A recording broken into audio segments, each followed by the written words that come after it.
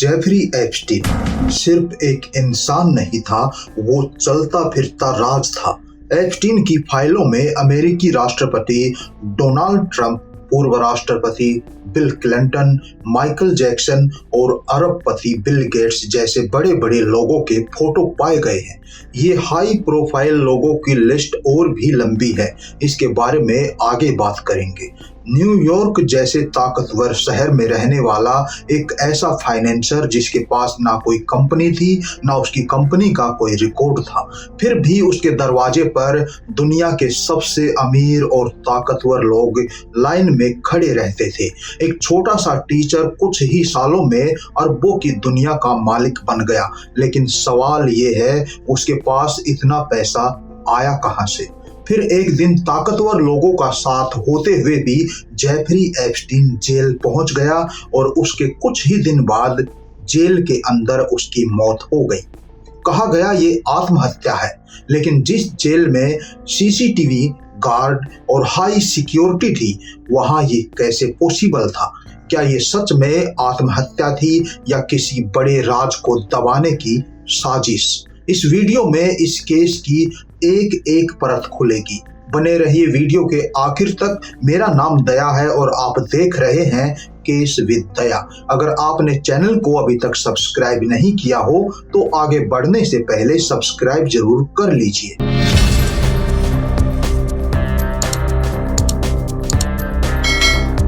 Jeffrey Epstein की कहानी किसी आम आदमी जैसी नहीं है। ये कहानी शुरू होती है 1970 के दशक में। 20 जनवरी 1953 को न्यूयॉर्क के ब्रुकलिन में जन्मा एप्स्टीन किसी अमीर घराने से नहीं था। ना विरासत में दौलत मिली, ना कोई बड़ा नेटवर्क। कॉलेज की पढ़ाई भी छोड़ दी, लेकिन हैरानी की बात ये थी कि अधूरी पढ़ाई छोड़ने वाले इस कॉलेज ड्रॉप आउट को एक दिन न्यूयॉर्क के एलिट प्राइवेट स्कूल में टीचर की नौकरी मिल गई। लेकिन टीचर बनने के बाद उसका फोकस सिर्फ बच्चों को पढ़ाने में नहीं था, बल्कि वहां पढ़ने वाले अमीर बच्चों के पेरेंट्स को समझने में था। कौन कितना रसूखदार है, किसके पास कितना पैसा है और किसको किस तरह से अट्रैक्ट किया जा सकता है। एप्स्टीन की यही सोच आगे चलकर उसकी जिंदगी को कई मोड़ देने वाली थी। स्कूल में काम करने के दौरान ही एप्स्टीन की मुलाकात एक ऐसे आदमी से हुई जो एक ब्रोकरेज फर्म में सीनियर एग्जीक्यूटिव था, जिसने उसके जीवन की दिशा बदल दी। बिना किसी डिग्री, बिना किसी फाइनेंशियल बैकग्राउंड के एप्स्टीन को उस आदमी के थ्रू सीधे वॉल स्ट्रीट की दुनिया में एंट्री मिल गई।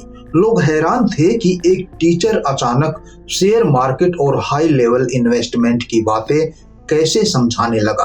कुछ ही दिन में वो अपने अमीर क्लाइंट्स का भरोसा जीतकर उनकी पर्सनल लाइफ में घुस गया और उनकी उन समस्याओं को सुलझाने लगा जो रिकॉर्ड से बाहर होती है या कभी भी फाइलों में दर्ज नहीं होती। उनकी टैक्स चोरी, प्रॉपर्टी और सीक्रेट इन्वेस्टमेंट। जेफरी एप्स्टीन एक तरह से उन अमीर लोगों का एक्सक्लूसिव फाइनेंशियल मैनेजर बन गया। उसने ब्रोकरेज फर्म की जॉब छोड़ दी और कुछ गिने चुने अमीर क्लाइंट्स के लिए काम करने लगा।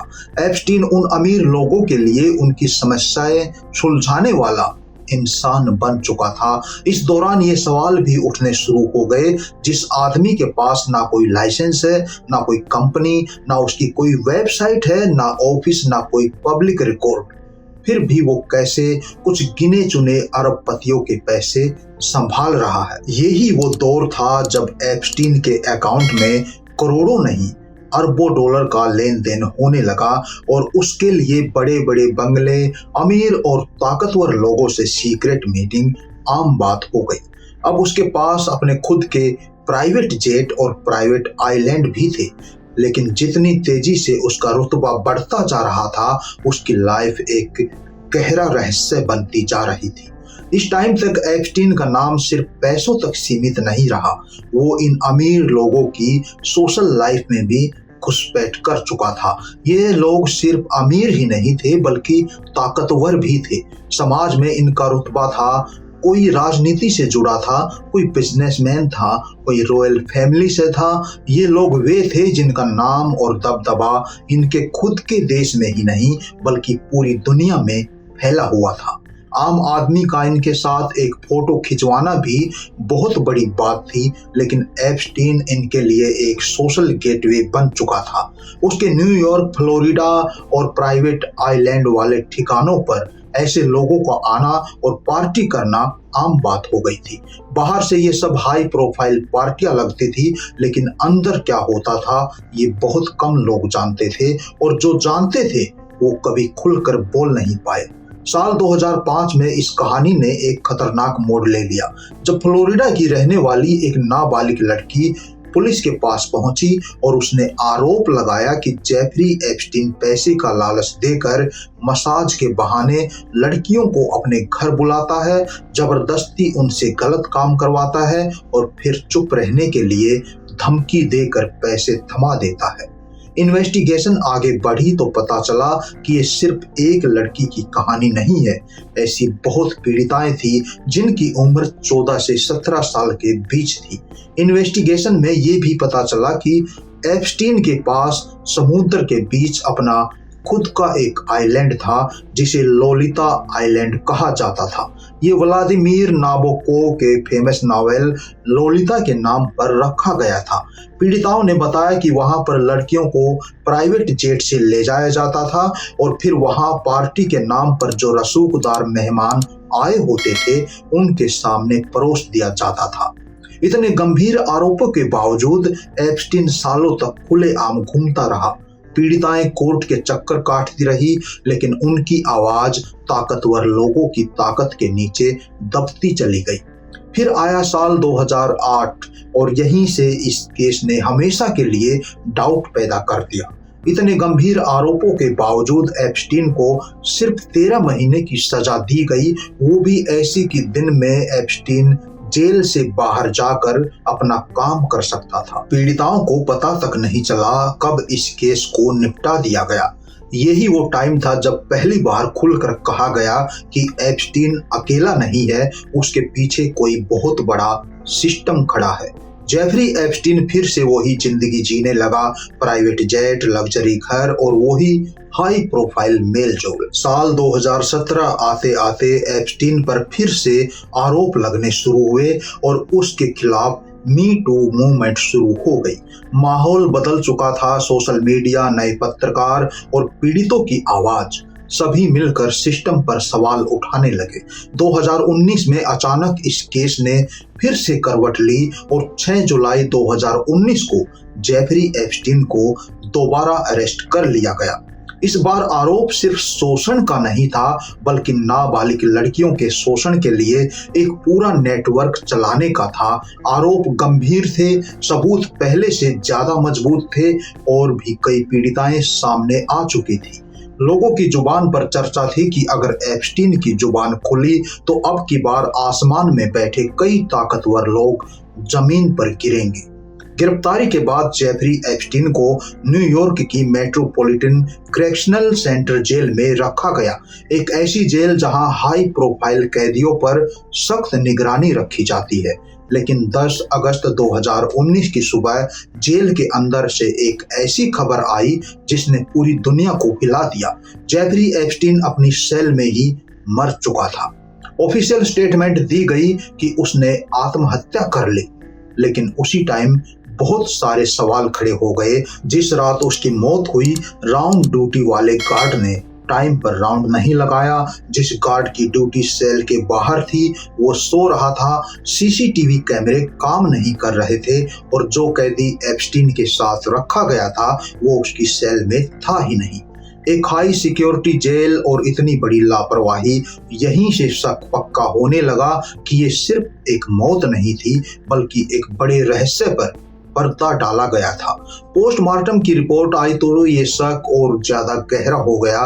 कुछ मेडिकल एक्सपर्ट ने चोट को फांसी से ज्यादा किसी संघर्ष का बताया। 2 गार्ड्स को लापरवाही का दोषी बनाया गया, लेकिन कोई भी बड़ा नाम सामने नहीं आया। इन्वेस्टिगेशन का रुख एप्स्टीन के नेटवर्क की तरफ मुड़ा और फिर एक नाम सामने आया, घिस्लेन मैक्सवेल।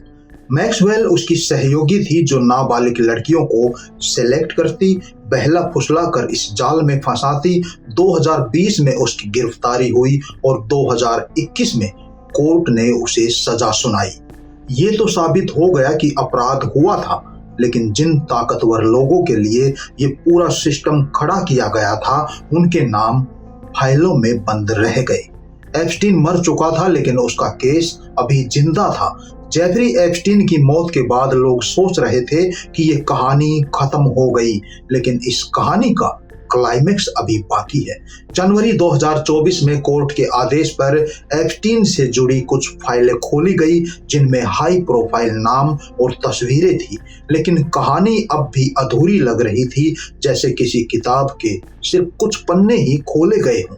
इसके बाद जुलाई 2025 में अमेरिकी संसद में एक ऐसा प्रस्ताव लाया गया जिसने सत्ता के गलियारों में हलचल मचा दी। Epstein files transparency act. मकसद था एप्स्टीन से जुड़ी बंद फाइलों को जनता के सामने लाना। 18-19 नवंबर 2025 को ये कानून पास हुआ और राष्ट्रपति के हस्ताक्षर हो गए। डिपार्टमेंट ऑफ जस्टिस को आदेश मिला 30 दिनों के अंदर फाइलें खोली जाए। 18 दिसंबर 2025 की रात को एप्स्टीन फाइल्स के कुछ हिस्से ओपन किए गए, जिनमें कई बड़े जाने माने नाम और उनकी तस्वीरें सामने आई। अमेरिकी राष्ट्रपति डोनाल्ड ट्रंप, पूर्व अमेरिकी राष्ट्रपति बिल क्लिंटन, अरबपति businessman Bill Gates, pop star Michael Jackson, British king के भाई प्रिंस एंड्रयू, ट्रंप के पूर्व सलाहकार स्टीव बैनन, हार्वर्ड यूनिवर्सिटी के पूर्व अध्यक्ष Larry Summers, Hollywood producer Woody Allen, businessman Richard Branson, मशहूर वकील एलन डर्शोविट्ज। लेकिन सरकार ने इसके साथ ये भी साफ कर दिया कि ये सिर्फ रिकॉर्ड है, किसी को दोषी साबित नहीं करता। 19 दिसंबर 2025 को पूरे 30 दिन हो चुके हैं, लेकिन 20 दिसंबर तक बाकी फाइल्स को रिलीज करने को लेकर कोई भी अपडेट सामने नहीं आया है। ये केस सिर्फ एक अपराध की कहानी नहीं है, ये सत्ता, ताकत, पैसे और चुप्पी का आईना है। एप्स्टीन तो मर गया, लेकिन एक सवाल अभी जिंदा है, क्या वो ऐसा चेहरा था जिसके पीछे बड़े बड़े चेहरे छुप गए? आप इस बारे में क्या सोचते हैं? कमेंट में जरूर बताएं। वीडियो को लाइक और शेयर करें। अगर आपने अभी तक सब्सक्राइब नहीं किया है तो सब्सक्राइब जरूर कर लें, ताकि ऐसी सच्ची कहानियां आप तक पहुंचती रहें। धन्यवाद।